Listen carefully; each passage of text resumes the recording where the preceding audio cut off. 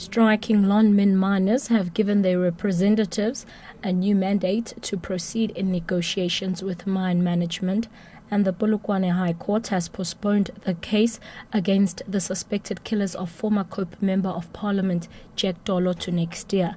Amos Siwakhatebe with the latest news update. Striking Lonmin miners have given their representatives a new mandate to proceed in negotiations with mine management. It's not clear how close this comes to Lonmin's latest wage offer.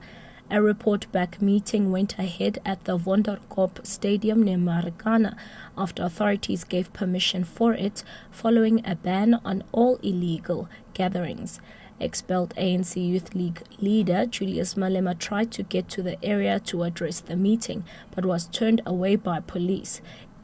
President Jacob Zuma has warned political parties not to make inflammatory remarks following the Marikana tragedy. Over 40 people were killed during an illegal strike at the Lonmin mine last month. Since then, several politicians have been visiting the area, with some of them blaming government for the killing.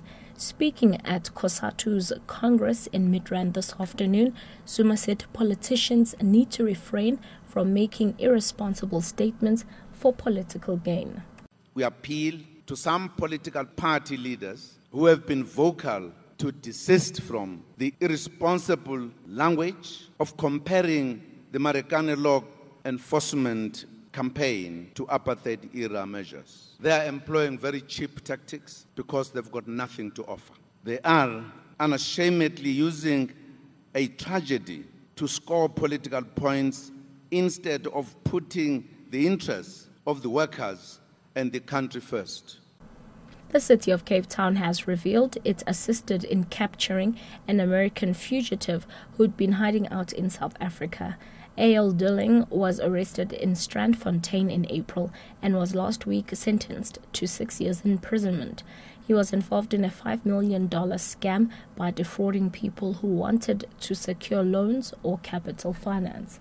The city's mayoral committee member for safety and security, J.P. Smith, says they helped a government agency arrest the fugitive. We were approached by the Secret Service, the U.S. Secret Service, to assist with the arrest of a fugitive, Mr. A.L. Dulin, who they were looking for.